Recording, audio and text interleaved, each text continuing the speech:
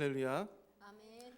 네, 우리 수예배에 나오신 우리 모든 성도님들을 진심으로 축복하고 환영합니다. 영적으로 어둠 가운데 있었던 우리에게 영원한 생명의 빛을 허락해 주신 그 주님을 이 시간 함께 기쁨으로 찬양하기 원합니다. 우리 실로암 함께 우리 박수 치면서 힘차게 찬양하겠습니다.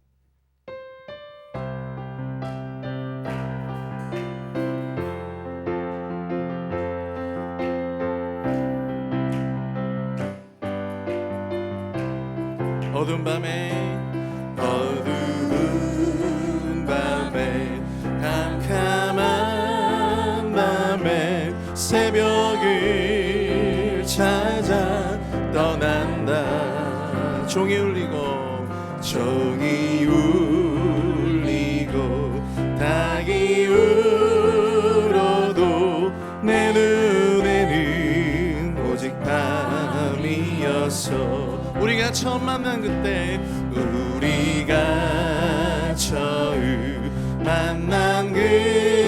그때는 차가운 새벽이었어. 하나님 마음속에 여명이 있음을 나는 느낄 수가 있었어.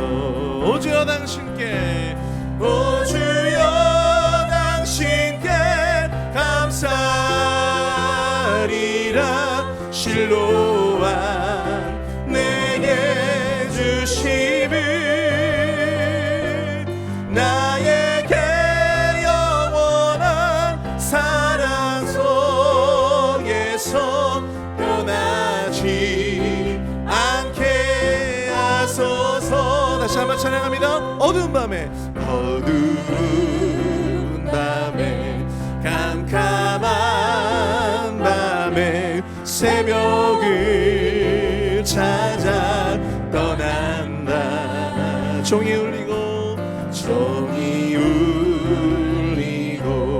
닭이 울어도 내 눈에는 오직 밤이었어. 우리가 처음 만난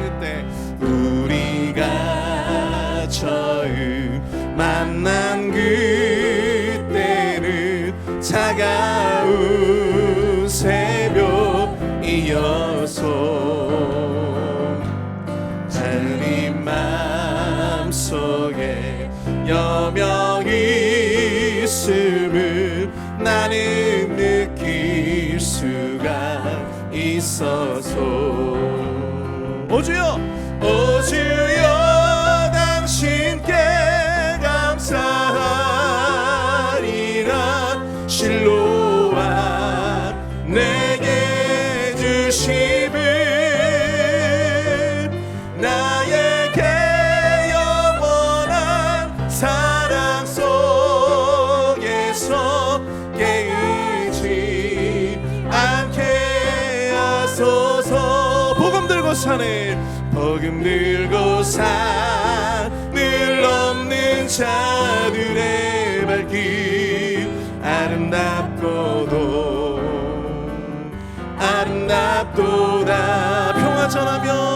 평화 전하며 복된 소식을 외치세.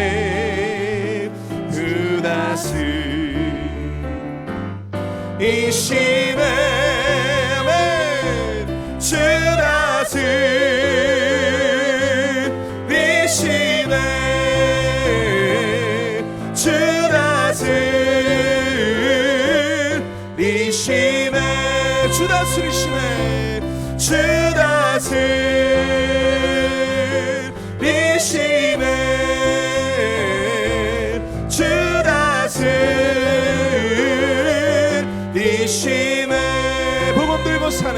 복음 들고 산을 넘는 자들의 발길 아름답도다.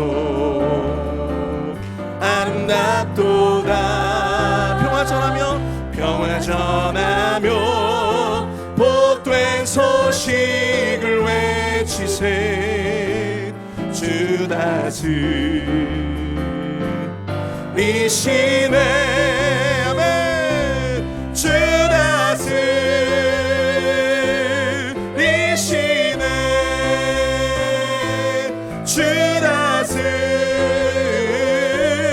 이시네 주 다스리시네 주 다스리시네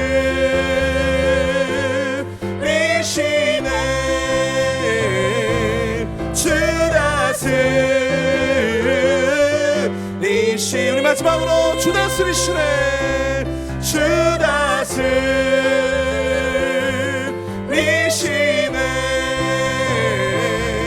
주 다스리시네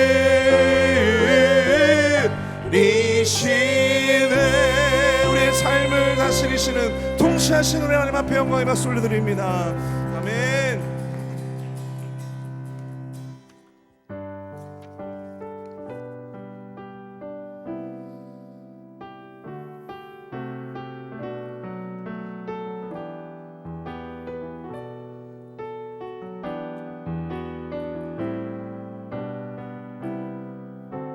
우리 함께 고백합니다.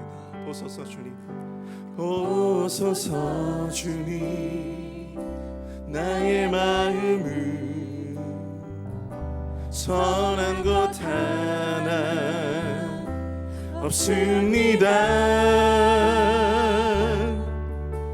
그러나 내 모든 것 주께 드립니다. 사랑으로 안으시고 날 새롭게 하소서. 보소서 보소서 주님 나의 마음을 선한 것 하나 없습니다. 그러나 내 모든 것 주께 드립니다. 사랑으로 안으시고 날 새롭게 하소서. 네. 주님 마음 내게 주소서. 내 아버지 주님 마음 내게 주소서.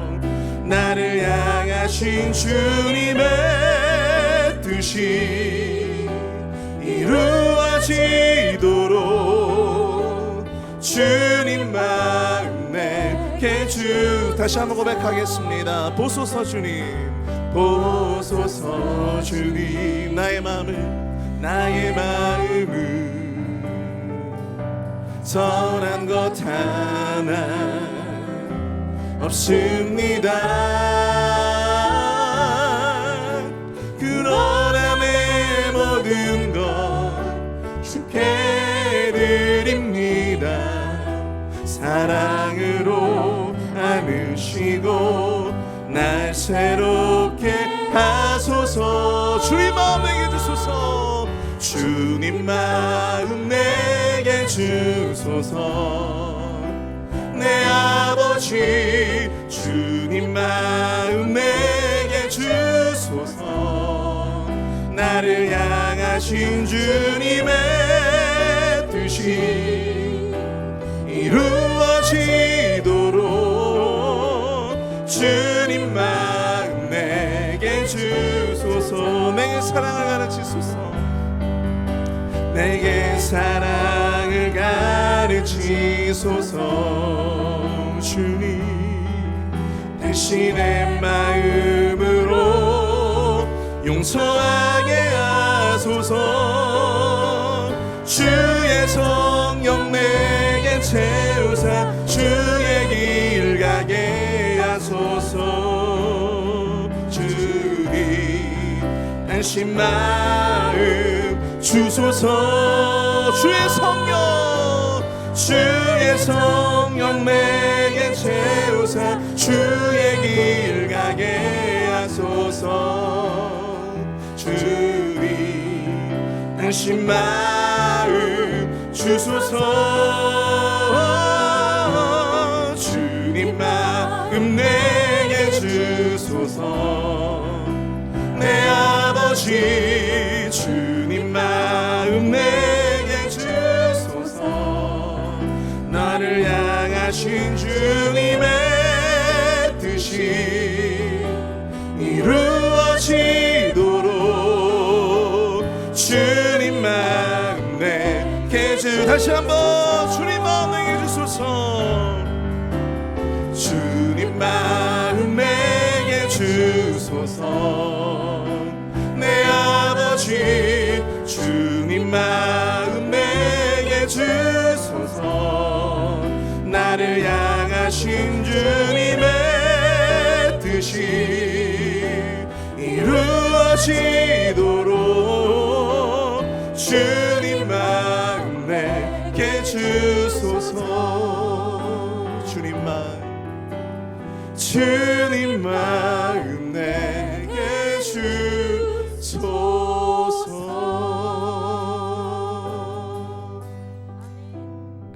아멘.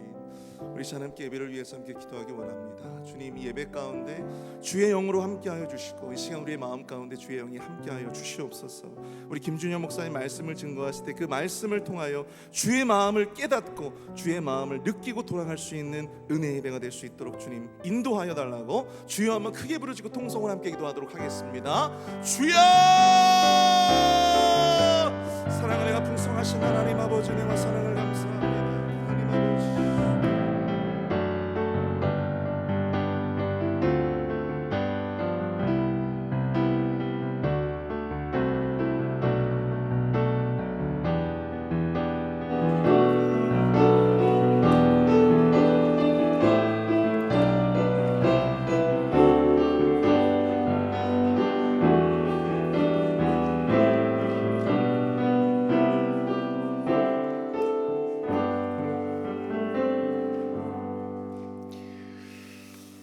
사랑이 많으신 하나님 아버지, 오늘도 우리를 이곳으로 불러주시고 피로와 정말 세상에서 겪은 많은 어려움의 문제 때문에 정말 이 자리에 나오지 못하는 것이 아니라 더욱더 주님을 의지하는 마음으로 저 십자가 앞에 나의 모든 짐을 내려놓지 않는 마음으로 이 자리에 나왔사오니 주여 아버지의 우리의 발걸음을 축복하여 주시옵고 또 오늘 예배 가운데 하나님께서 말씀하신 대로 살아갈 수 있는 그런 결단을 우리에게 허락하여 주시옵소서.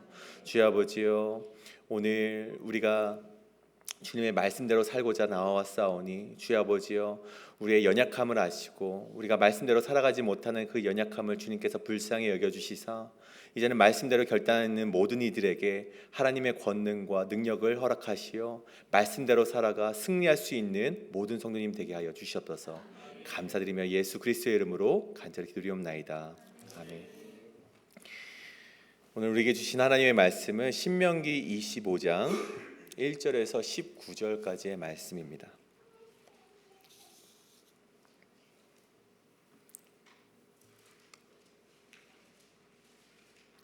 신명기 25장 1절부터 19절까지의 말씀, 우리 교독으로 읽으시고 마지막 절 함께 읽도록 하겠습니다. 사람들 사이에 시비가 생겨 재판을 청하면 재판장은 그들을 재판하여 의인은 이롭다 하고 악인은 정죄할 것이며 악인에게 태형이 합당하며 재판장은 그를 엎드리게 하고 그 앞에서 그의 죄에 따라 수를 맞추어 때리게 하라. 40가지는 때리려니와 그것을 넘기지는 못할지니 만일 그것을 넘겨 매를 지나치게 때리면 내가 내 형제를 경히 여기는 것이 될까 하노라. 곡식 떠는 소에게 망을 씌우지 말지니라. 형제들이 함께 사는데 그중 하나가 죽고 아들이 없거든 그 죽은 자의 아내는 나가서 타인에게 시집가지 말 것이요 그 남편의 형제가 그에게로 들어가서 그를 맞이하여 아내로 삼아 그의 남편의 형제된 의무를 그에게 다 행할 것이요 그 여인이 낳은 첫 아들이 그 죽은 형제의 이름을 잊게 하여 그 이름이 이스라엘 중에서 끊어지지 않게 할 것이니라. 그러나 그 사람이 만일 그 형제의 아내 맞이하기를 즐겨하지 아니하면 그 형제의 아내는 그 성문으로 장로들에게로 나아가서 말하기를 내 남편의 형제가 그의 형제의 이름을 이스라엘 중에 잊기를 싫어하여 남편의 형제된 의무를 내게 행하지 아니하나이다 할 것이요 그 성읍 장로들은 그를 불러다가 말할 것이며 그가 이미 정한 뜻대로 말하기를 내가 그 여자를 맞이하기를 즐겨하지 아니하노라. 그의 형제의 아내가 장로들 앞에서 그에게 나아가서 그의 발에서 신을 벗기고 그의 얼굴에 침을 뱉으며 이르기를 그의 형제의 집을 세우기를 즐겨하지 아니하는 자에게는 이같이 할 것이라 하고 이스라엘 중에서 그의 이름을 신벗김 받은 자의 집이라 부를 것이니 두 사람이 서로 싸울 때 한 사람의 아내가 그 치는 자의 손에서 그의 남편을 구하려 하여 가까이 가서 손을 벌려 그 사람의 음낭을 잡거든 너는 그 여인의 손을 찍어버릴 것이고 내 눈이 그를 불쌍히 여기지 말지니라. 너는 내 주머니에 두 종류의 저울추 곧 큰 것과 작은 것을 넣지 말 것이며 내 집에 두 종류의 돼 곧 큰 것과 작은 것을 두지 말 것이요 오직 온전하고 공정한 저울추를 두며 온전하고 공정한 되를 둘 것이라. 그리하면 내 하나님 여호와께서 내게 주시는 땅에서 내 날이 길리라. 이러한 일을 행하는 모든 자 악을 행하는 모든 자는 내 하나님 여호와께 가증하니라. 너희는 애굽에서 나오는 길에 아말렉이 내게 행한 일을 기억하라. 곧 그들이 너를 길에서 만나 내가 피곤할 때 내 뒤에 떨어진 약한 자를 쳤고 하나님을 두려워하지 아니하였느니라. 함께 읽겠습니다. 그러므로 내 하나님 여호와께서 내게 기업으로 주어 차지하게 하시는 땅에서 내 하나님 여호와께서 사방에 있는 모든 적군으로부터 내게 안식을 주실 때 너는 천하의 아말렉에 대한 기억을 지워버리라. 너는 잊지 말지니라. 아멘. 할렐루야. 자, 오늘 우리 말씀의 제목은 그리스도인답게 살아갑시다. 그리스도인답게 살아갑시다라는 말씀의 제목을 가지고 함께 하나님의 말씀 나누도록 하겠습니다. 오늘 말씀의 제목과 같이 그리스도인답게 산다는 것은 무엇일까요? 보통 사람들이 이런 말을 하는 것 같습니다. 누군가는 기도와 말씀 생활, 주일 성수가 이 그리스도인의 기준이 된다고 말을 합니다. 또 어떤 이들은요, 그것보다는 하나님의 말씀대로 행동하며 사는 것이 더욱더 그리스도인다운 것이다 라고 말하기도 합니다. 또 어떤 이들은요, 예수님의 성품대로 살아가는 것이 그리스도인다운 것이다 라고 말을 합니다. 방금 앞서 말씀드린 이 세 가지는요, 모두가 맞는 말입니다. 우리 모두가 다 지켜 행해야 되는 그런 것이면 틀림이 없습니다. 오늘 말씀 역시 우리가 함께 읽은 이 신명기의 말씀 역시 그리스도인다운 것은 무엇인가에 대해서, 또 이 당시 상황으로 표현하자면 하나님의 백성다운 것은 무엇인가에 대해서 우리에게 이야기를 해주고 있습니다.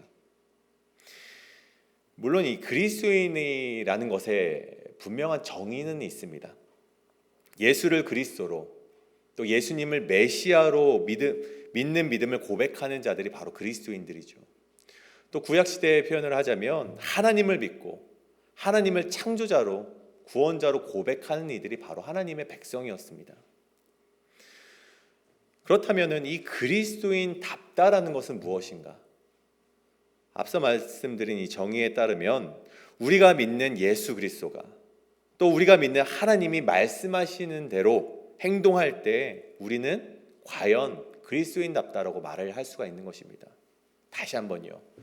예수님이 말씀하시는 대로 행동할 때, 하나님께서 우리에게 말씀하시는 대로 행동할 때 비로소 우리는 그리스도인답다, 하나님의 백성답다라고 말을 할 수가 있는 것입니다. 그렇다면 오늘 말씀 역시 모세를 통해 말씀하시는 하나님의 말씀인데, 그 말씀을 따르는 것이 바로 그리스도인답다라고 말을 할 수 있을 것인데, 그렇다면 오늘 모세를 통해 우리에게 말씀하시는 바가 무엇인지 오늘 우리 함께 나누시고, 또 그 말씀대로 행동하면서 그리스도인답게, 또 하나님의 백성답게 행동하고자 결단하시는 우리 모든 성도님 되시길 간절히 축복합니다. 그렇다면요, 첫 번째로 그리스도인다운 것은 무엇인가? 그리스도인답다는 것은 무엇인가 하니, 죄악을 단절하는 것이 바로 그리스도인답다라는 것입니다. 죄악을 단절하는 것이 바로 그리스도인다운 것이라는 사실입니다. 먼저 1절을 보겠습니다. 사람들 사이에 시비가 생겨 재판을 청하면 재판장은 그들을 재판하여 의인은 이롭다 하고 악인은 정죄할 것이며 라고 되어 있습니다. 1절만 보게 되면 재판을 올바르게 하라는 말씀이죠. 물론 당연히 재판장이라면 모두가 재판을 옳게 할 것 같지만 그렇지 않다는 것입니다. 요즘 세상에서는요, 이 한국 사회에서는요, 전관예우라는 것이 있습니다. 혹시 들어보셨습니까?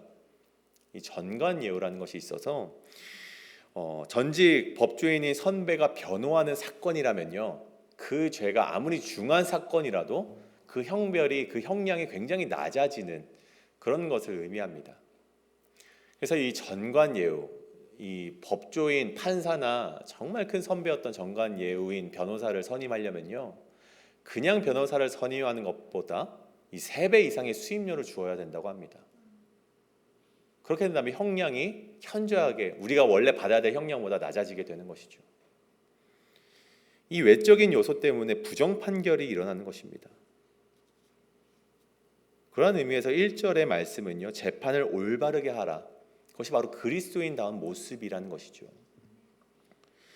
이는 과거 이스라엘에서도 마찬가지였습니다. 그래서 하나님은 이렇게 부정 판결이 팽배했던 것을 아셨기 때문에 성경 곳곳에서 부정 판결을 하지 말라는 말씀을 기록해 놓으셨습니다. 신명기 16장 19절에 보면요, 너는 재판을 굽게 하지 말며 사람을 외모로 보지 말고 뇌물을 받지 말라. 또 잠언 17장 23절에 보면요, 악인은 사람의 품에서 뇌물을 받고 재판을 굽게 하느니라. 또 이사야서 1장 23절에 보면 이런 말씀이 있습니다. 내 고관들은 패역하여 도둑과 짝하며 다 뇌물을 사랑하며 예물을 구하며 고아를 위하여 신원하지 아니하며 과부의 송사를 수리하지 아니하는도다. 이것이 무엇입니까? 세상은요, 세상의 관심은 재판을 올바르게 하는 것에 있지 않고 관계, 자신과의 관계를 더욱 넓히는 것에 관심이 있고 자신의 이윤을 남기는 것에 관심이 있다는 것입니다. 그런 죄인된 세상의 모습을 보시고 그런 죄인된 우리의 모습을 보시고 하나님께서 뭐라고 말씀하십니까? 신명기 1장 17절에요. 하나님의 말씀을 선포하는 그 신명기 첫 장에 재판은 하나님께 속한 것이다. 너희는 재판할 때 외모를 보지 말고 귀천을 차별 없이 듣고 사람의 낯을 두려워하지 말며 스스로 결단하기 어려운 일이 있으면 내게로 돌리라. 나에게 말해라. 그러면 내가 들으리라. 신명기 처음 시작하는 말씀에 이렇게 기록해놨다는 것입니다. 재판이 누구에게 속한 것입니까? 하나님께 속한다고 하나님께서 말씀하셨다는 것입니다. 우리 삶과 조금 연결지어서 말하자면 판단하는 것이요, 우리가 내리는 결단과 판단하는 것이 모두 우리의 몫이 아니고 하나님의 몫이라고 하나님께서 우리에게 말씀하셨다는 것입니다. 판단하는 것, 결정하는 것 모두 다 하나님께 속한 것이니 그리스도인답게 살아간다는 것은요, 내가 판단하고 내가 결정하는 죄악에서 벗어나 하나님께서 판단하시도록 모두 맡겨드려야 된다는 것입니다. 그러면 오늘 1장 17절에서 하나님께서 들으시고 판단해 주신다고 기록되어 있는 것이죠. 그리고 이전의 말씀입니다.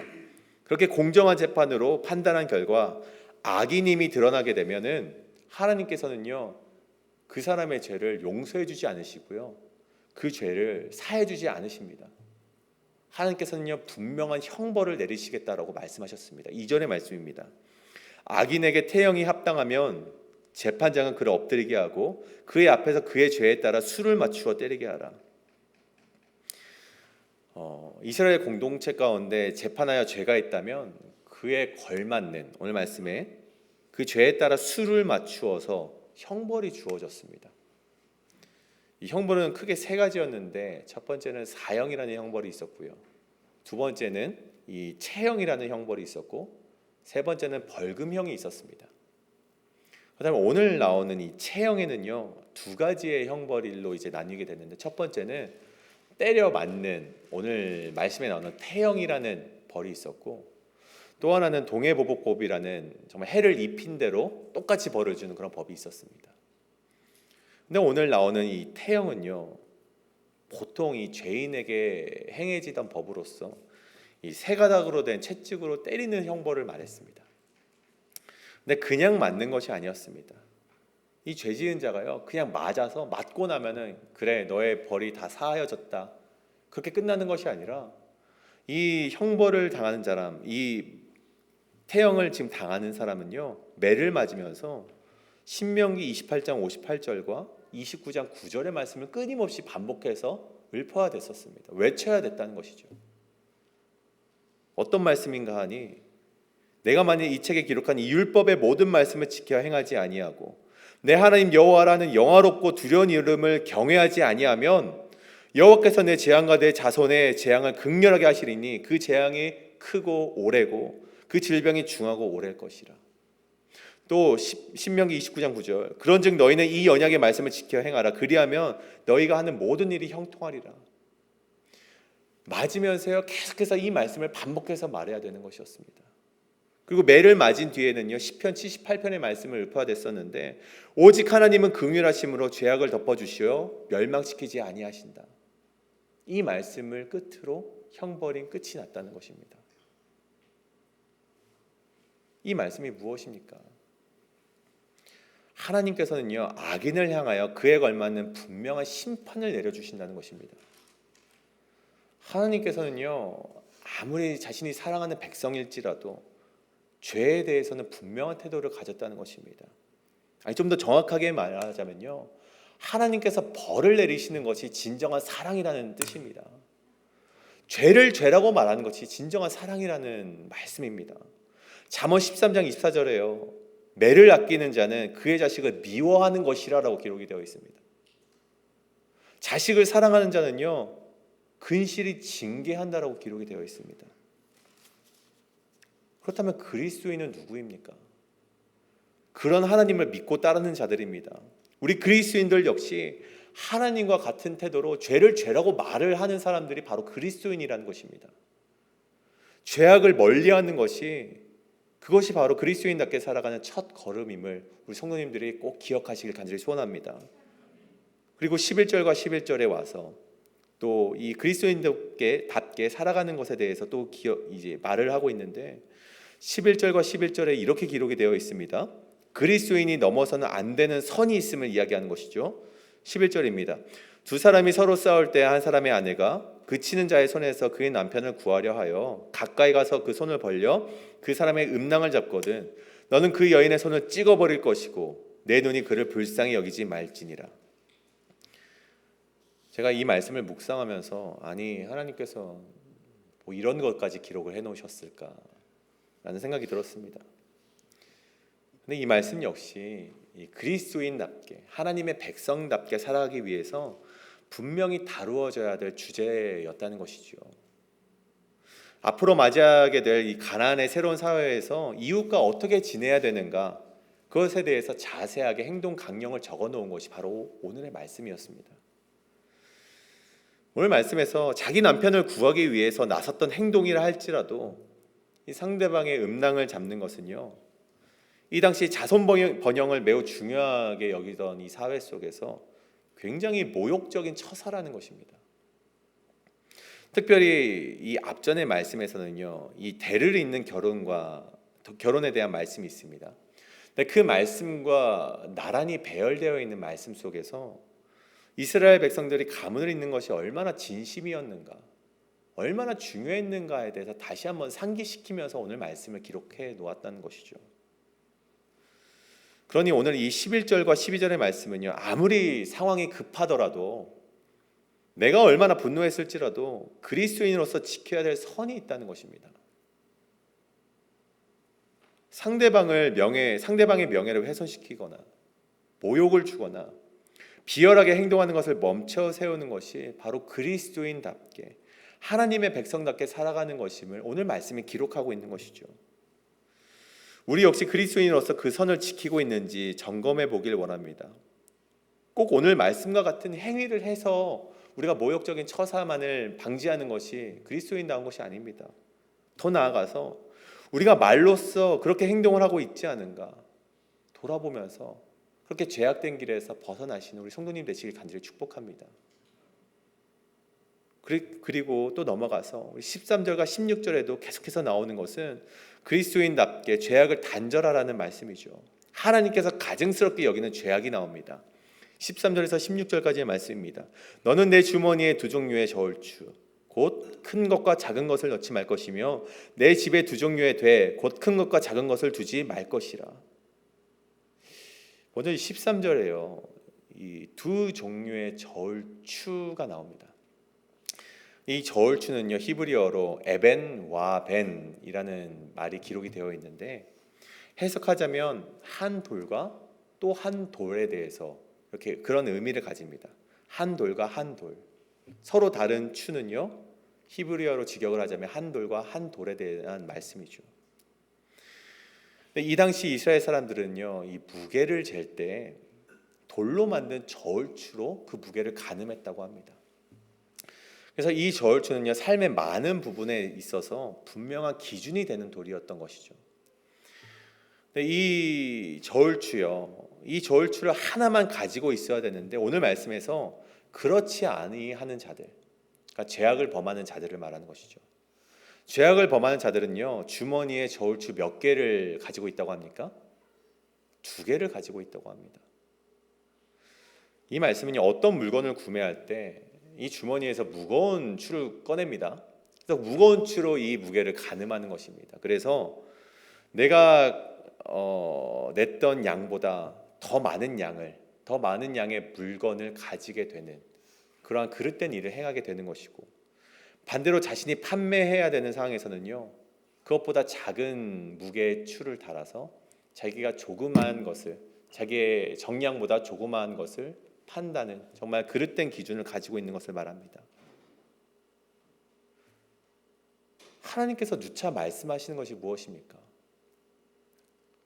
1절과 2절에서 말씀하셨듯이 재판에서 공정한 판결을 내밀듯이 공정한 저울추와 공정한 기준을 가지고 행동해야 된다는 것을 하나님께서 신명기에서 끊임없이 우리에게 말씀하고 계시다는 것입니다. 나의 이득 때문에, 나의 실리를 챙기고자 판결이 달라지고 기준이 달라진다면 하나님께서 보시기에 가증한 것이고 하나님께서 보시기에 악한 것이라는, 죄가 된다는 것입니다. 제가 어제 우리 목사님과 잠시 어디 다녀오면서 이야기를 나누던 중에 이런 이야기를 좀 나누었습니다. 그리스도인으로 산다는 것은요, 어느 방향으로 걸어가든지 모두 다 고난의 길이라는 것입니다. 우리가 어떠한 길을 걸어가든지 다 고난이 있죠. 그리스도인의 길에서는요. 그렇다면 내가 판단해서 길을 정해서 이리저리 헤매지 말고 그리스도인의 온전한 기준을 가지고 하나님이 열어주시는 길로 가는 것이 축복이다, 그런 말씀을 좀 나누었습니다.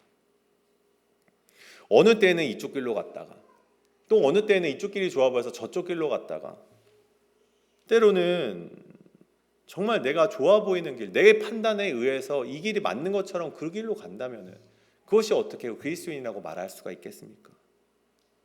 때로는 지름길이라 할지라도, 때로는 내 신이 더러워질지라도 내 기준이 아니라 하나님의 말씀을 기준 삼아 걸어간다면 15절에 뭐라고 말씀하고 계십니까? 내게 주시는 땅에서 내 날이 길리라라고 우리에게 말씀하신다는 것입니다. 이것이 그리스도인답게 살아가기 위해 우리가 단절해야 될 죄악이라는 것입니다. 1절과 2절에 나오듯이 내가 판단하기를 내려놓고, 또 내가 아무리 화가 낼지라도 우리가 선을 지키며, 그리고 우리가 가지는 우리 마음대로의 기준을 내려놓을 때 우리가 그리스도인답다라고 말을 할 수가 있다는 것입니다. 그리스도인답게 살아가시기 위해 이 모든 죄악을 단절해내시는 우리 성도님 되시길 간절히 축복합니다. 그렇다면 두 번째로 그리스도인답다는 것은 무엇인가 하니, 그리스도인답다는 것은 긍휼한 마음을 가지는 것이라고 오늘 성경이 말을 하고 있습니다. 다시 한번요, 그리스도인답다는 것은요, 긍휼의 마음을 가지라는 것입니다. 4절의 말씀입니다. 곡식 떠는 소에게 망을 씌우지 말지니라. 아멘. 1절과 3절에서요, 재판과 또 이 태형에 대한 이야기가 나오다가 갑작스럽게 소에 대한 이야기가 나옵니다. 굉장히 당황스럽게 우리가 받아들일 수도 있죠. 갑자기 잘 가다가 왜 소에 대한 이야기가 나오는가? 여기서 곡식을 떤다는 것은요, 타작을 하는 것을 의미합니다. 타작이 무엇입니까? 알곡을 선별하는 작업이죠. 이 당시 곡식을 타작할 때에는요, 몇 가지 방법이 있었는데 그 중에 하나로 오늘 말씀에 이 타작 방법이 나오는 것이죠. 소나 나귀를 이용하여서 곡식을 타작을 하는데 이 판판한 나무 판자에 구멍을 뚫습니다. 그 구멍에다가 돌을 이제 박아서 그것을 이 나귀에게 메어서 혹은 소에게 메어서 끌게 하면서 그 안에 있는 곡식을 나오게 하는 것이 바로 타작의 한 방법이었습니다. 그러면 알곡이 나오게 됐는데, 일하던 소가 곡식에 알곡을 주워 먹는 일이 아주 자연스러운 행위였습니다. 왜냐하면 자기 발 밑에 알곡이 나오니 당연히 먹을 수밖에 없겠죠.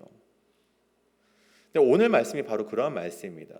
바로 소가 자연스럽게 주워 먹을 수 있도록 망을 씌우지 말라라는 말씀입니다. 근데 이 이야기는요, 소가 그냥 비유로 나온 것이지 사실은 이 사람에 대한 말씀이라는 것입니다.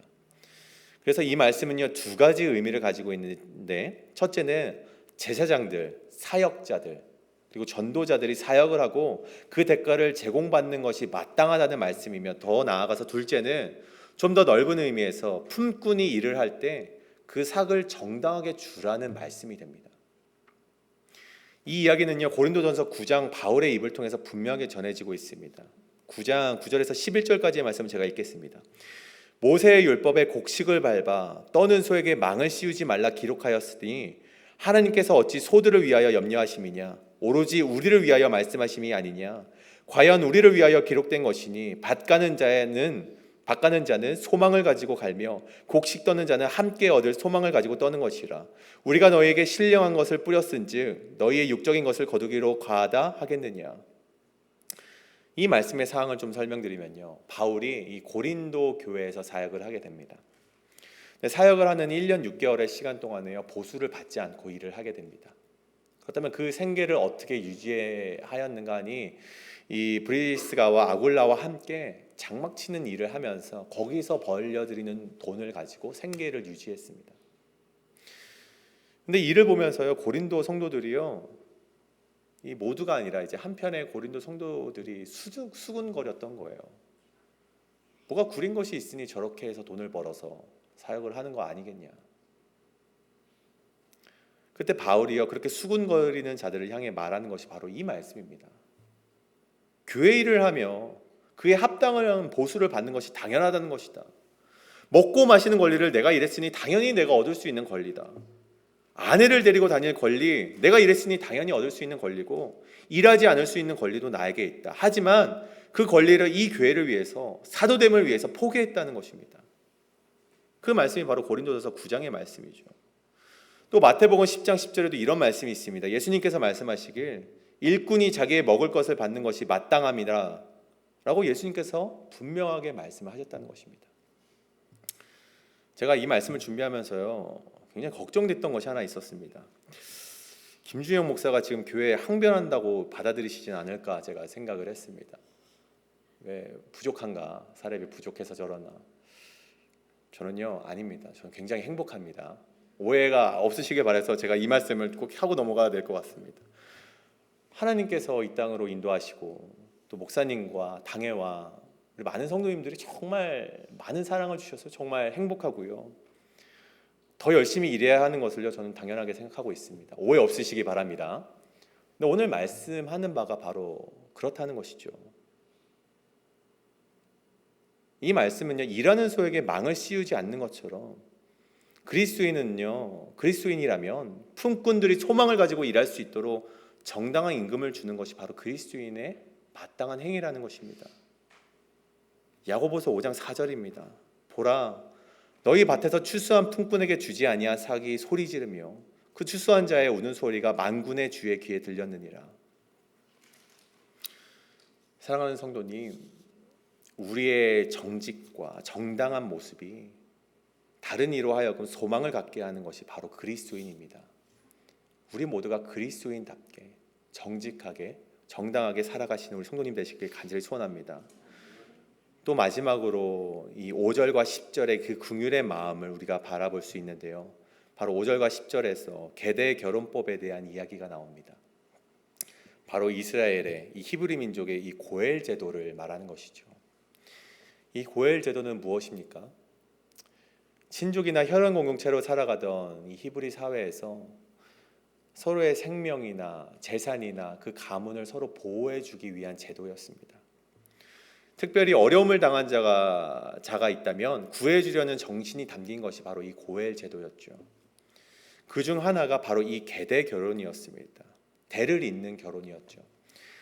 이 오늘 말씀 5절과 10절이 바로 이 계대 결혼, 고엘 제도에 대해서 설명을 하고 있습니다. 남편 되는 자가 죽어서 대를 잇지 못하게 될 경우 그의 형제가 미망인이 된 자와 결혼을 하여서 대를 이어 주어야 된다. 그 법을 기록하고 있는 것입니다. 다만 이 고엘이라는 것은요, 어려운 자를 위한 희생이 분명히 필요했습니다. 그 형제는요, 그 미망인이 된 자를 품어 안아야 되는 그런 희생이 있어야 되기 때문에 이 규정은 명령이 아니라 도덕적인 책임으로 두었습니다. 그러니까 이렇게 하지 않는다고 해서 하나님께 죄가 되는 것은 아니었습니다. 혹 자신이 희생하기 싫다면, 손해를 보기 싫다고 마음을 먹으면 하지 않아도 되는 것이 바로 이 법이었죠. 억지로 이 제도를 따를 필요가 없었습니다. 다만 이 제도를 거부하는 자들은요, 9절과 10절에서 이렇게 기록이 됩니다. 그의 형제의 아내가 장로들 앞에서 그에게 나아가서 그의 발을 시내에 벗기고 그의 얼굴에 침을 뱉으며 이르기를, 그의 형제의 집을 세우기를 즐겨 아니하는 자에게 이같이 할 것이라 하고 이스라엘 중에서 그의 이름을 신벗은 벗은 자의 집이라 부를 것이니라. 이 고엘 제도를 행하지 않는 자를 어떻게 여긴다고요?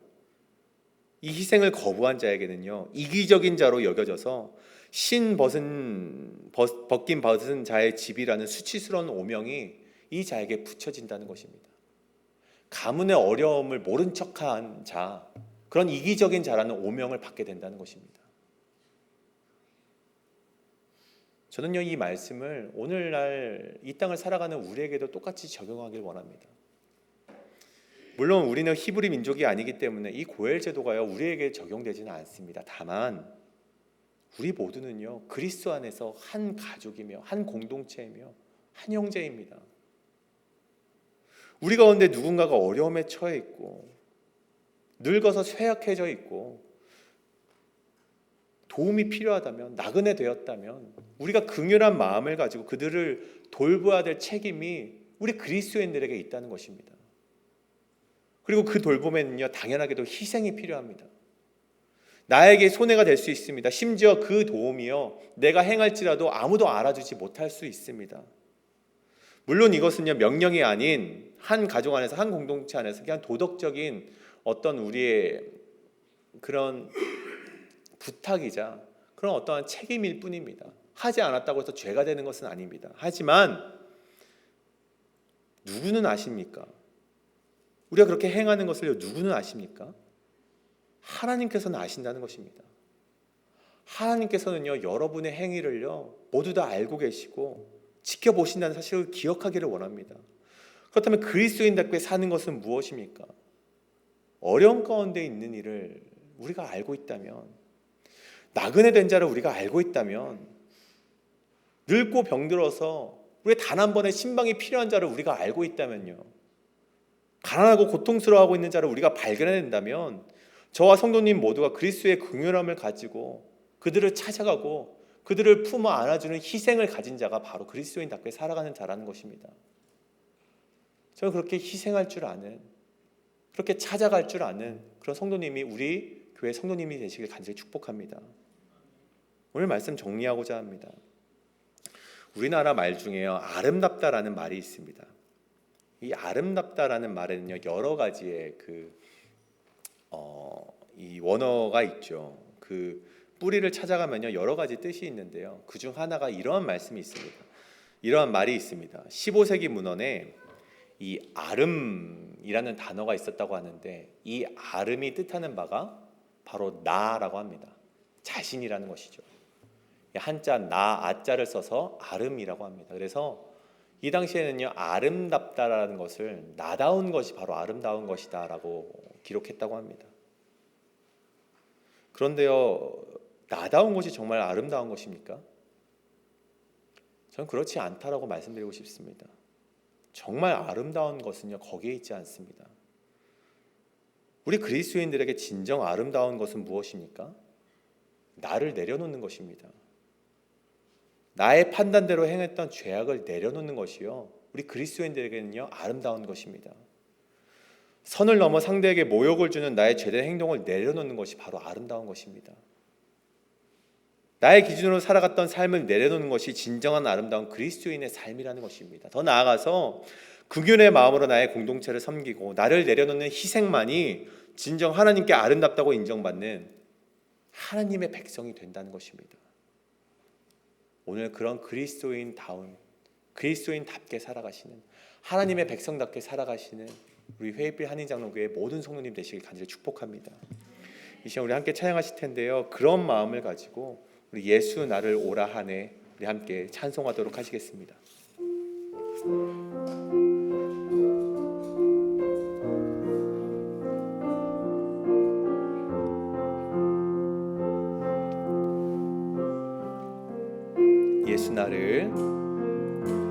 예수 나를 오라네 예수 나를 오라네 어디든지 주를 따라 주와 같이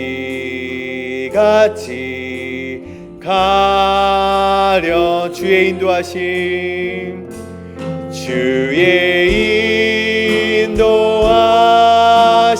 따라 주의 인도하심 따라 어디든지 주를 따라 주와 같이 다시 한번 고백합니다. 예수 나를 오라네 예수 나를 오라네 예수 나를 오라네 어디든지 주를 따라 주와 같이 가려네 주의 인도하심 따라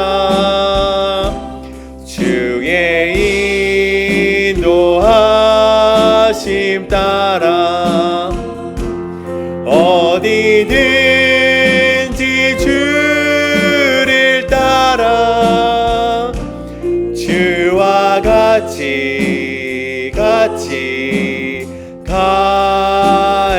가려네. 이 시간 우리 함께 기도하며 나아가길 원합니다. 주님, 내가 그리스도인답게 살아가길 원합니다. 내가 하나님의 백성답게 살아가게 하여 주시옵소서. 나의 판단과 상대방에게 주었던 모욕과 내 기준을 내려놓게 하여 주시옵소서. 그리고 내가 긍휼의 마음을 가지고 공동체를 섬기고 희생하는 삶을 살도록 주여 아버지 인도하여 주시옵소서. 그리하여서 내가 그리스도인답게 하나님이 보시기에 정말 그리스도인답구나라고 우리가 인정받는 그런 삶을 살 수 있도록 인도하여 주시옵소서라고 함께 통성으로 기도하며 나가시겠습니다. 사랑의 임하신 하나님 아버지 기도하며 나아갑니다. 주여 아버지여, 내가 그리스도인답게 살아갈 수 있도록 인도하여 주시옵소서. 나의 판단을 내려놓게 하여 주시옵소서. 상대방에게 주었던 모욕을 내려놓게 하여 주시옵소서. 내 기준대로 살았던 것을 내려놓게 하여 주시옵소서. 긍휼의 마음으로 공동체를 섬기고 희생하는 삶을 살아가게 하여 주시옵소서. 나의 주변에 가난한 이들이 있다면, 나그네 되는 이가 있다면 찾아가게 하여 주시옵소서. 힘든 자가 있다면 찾아가게 하여 주시옵소서. 주여 아버지여, 긍휼한 마음으로 정말 그들을 섬기는 그리스도인 되게 하여 주시옵소서. 그리스도인답게 살아갈 수 있도록 주여 아버지여 인도하여 주시옵소서. 주여 아버지여, 영광의 주님을 따라가게 하여 주시옵소서. 그리스도인답게 살아갈 수 있는 정말 놀라운 삶이 될 수 있도록 주여 아버지여 인도하여 주시옵소서. 역사하는 주님 아버지여, 우리가 그리스도인답게 살아갈 때 정말 주님 아버지께서 칭찬하시고 인정받는 정말 그런 삶 되게 하여 주시옵소서. 사람에게 인정받는 것이 아니라 하나님의 말씀대로 살아갈 수 있는 그리스도인 되게 하여 주시옵소서. 인도하여 주시옵소서. 역사하여 주시옵소서. 두 번째로 우리가 함께 기도하길 원합니다. 우리 육체의 연약함을 위해, 육체의 연약함 가운데 있는 자들을 위해서 기도합니다. 우리 천문자 집사님, 우리 계속해서 기도하길 원합니다. 정말 그 수술을 받으시고 그 회복하는 육체 가운데 굉장히 어렵습니다. 정말 걷기도 어렵지만 그 가운데 하나님의 말씀을 사모하며 새벽을 깨우시고 이 자리에 나와서 예배하시고 하나님의 회복을 바라시는 우리 천문자 집사님이 계십니다. 정말 그 집사님의 정말 그 믿음 가운데 놀라운 회복이 일어나서 하나님을 마음껏 찬양할 수 있는 그런 놀라운 일이 일어날 수 있도록 함께 기도하기를 원합니다. 우리 지연초 권사님, 우리가 그 뇌 대동맥류 정말 그 아픈 가운데 있습니다. 정말 이 회빛 지역에 와서 이제 정말 마음껏 신앙하고 싶은데 정말 예기치 못한 정말 육체 아픔으로 인하여서 지금 치료를 받고 계십니다. 정말 그 치료가 잘 되어서 정말 이곳에서 하나님을 마음껏 증거하며 찬양할 수 있는 일이 속히 임할 수 있도록 그 지연초 권사님의 육신을 회복해 달라고 함께 기도하길 원합니다. 또 황봉현 집사님을 위해서 기도합니다. 정말 그 육체와 정신과 그 영을 위해서 함께 기도하길 원하고, 특별히 우리 얼마 전에 정말 넘어지셔서 정말 그 눈이 많이 다치셨다고 합니다. 정말 그 아픔 가운데 있는 우리 황병원 집사님을 위해서 그 육신의 회복을 위해서 함께 기도하길 원하고, 또 우리 박문자 집사님 우리 수술하였지만 또 계속해서 낫지 못하는 상황 가운데 있습니다. 주여 아버지, 기도하는 가운데 중보하는 기도의 힘은 실로 대단하다고 하셨사오니 우리가 함께 중보하며 기도할 때 이 모든 자들이 정말 회복을 얻고 하나님을 찬양하는 마음껏 찬양하고 정말 하나님께 정말 우리의 헌신을 드릴 수 있는 일이 속히 임할 수 있도록 우리 이 육체의 연약한 자들을 우리 성도를 위해서 함께 기도하며 나아가시겠습니다. 함께 기도합니다. 주여 아버지, 우리 기도하며 나아갑니다. 우리 전문자 집사님, 지연초 권사님, 황봉현 집사님, 박문자 집사님을 위해서 기도하며 나아갑니다. 주여 아버지, 이들이 정말 육신의 연약함 가운데 있습니다. 주여 아버지, 이들을 회복하여 주시옵소서, 인도하여 주시옵소서, 역사하여 주시사 정말 이들이 정말 하나님의 나라의 정말 일꾼이 되기 위하여서 정말 육신의 회복을 주님께서 인도하여 주시옵소서. 정말 이들이 함께 하실 때 정말 이들의 믿음대로, 아니지 이들의 마음대로 정말로 하나님의 놀라운 역사를 보여주시기 원합니다. 라파의 하나님이여, 이들을 회복시켜 주시옵소서, 함께하여 주시옵소서, 역사하여 주시옵소서. 정말 이들 가운데 하나님의 놀라운 역사를 바라보시길 원합니다. 정말 사님, 지원초 권사님, 홍영 이사님, 정말 주님께서 정말 붙들어 주시옵고 회복시켜 주시옵고 하나님의 놀라운 강한 손으로 인하여서 정말 이들을 주님 아버지께서 놀라운 역사로 붙들어 주시옵소서, 함께하여 주시옵소서, 역사하여 주시옵소서. 우리가 마지막으로 계속해서 기도하길 원합니다. 우리 회빛 한흥장로교회를 영적으로 인도해 나가시는 우리 목사님을 위해서 기도하길 원합니다. 정말 이 교회를 인도해 간다는 것이 숱한 사탄의 방해 속에서도 정말 기도로서, 말씀으로서 바로 서지 않으면 정말 힘든 정말 그 길임을 우리 모두가 알고 있습니다. 그래서 우리 목사님을 위해서, 여육간의 강건함을 위해서, 또 육신의 건강함을 위해서 우리 함께 기도하길 원합니다.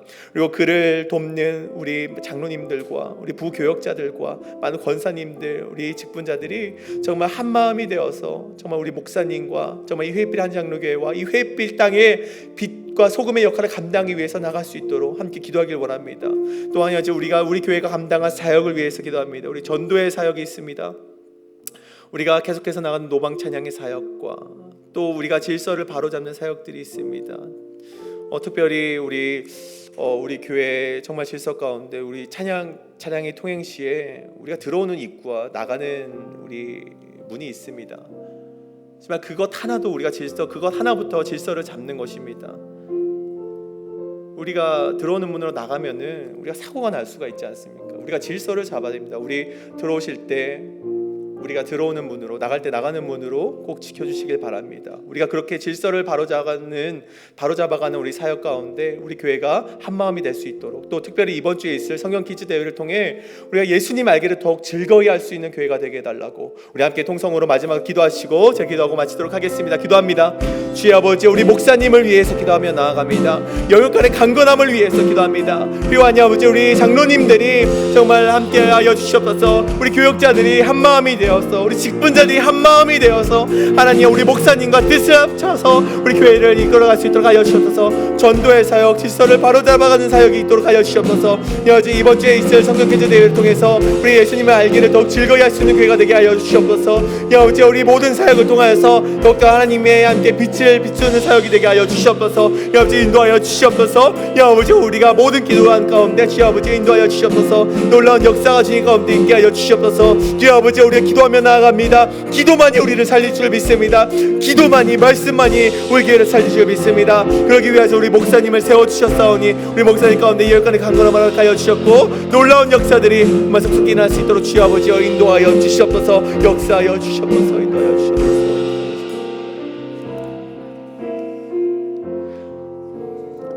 사랑이 많으신 하나님 아버지, 우리가 오늘 함께 나눈 말씀대로 살아가길 원합니다. 우리가 그리스도인답게 하나님의 백성답게 살아가는 성도 되게 하여 주시옵소서. 내가 판단하는 것이 있었다면 내려놓게 하여 주시옵고 하나님의 뜻을 묻는 기도의 자리로 나아갈 수 있도록 인도하여 주시옵소서. 그러나 우리 그리고 긍휼의 마음을 가지고 공동체를 섬기고 희생하는 삶을 살아감으로 말미암아 내 주변에 있는 이들을 돌아보게 하시고 정말 우리의 하나님의 마음을 가지고 그들을 섬기며 나의 희생을 감수할 수 있는 그리스도인 될 수 있도록 인도하여 주시옵소서.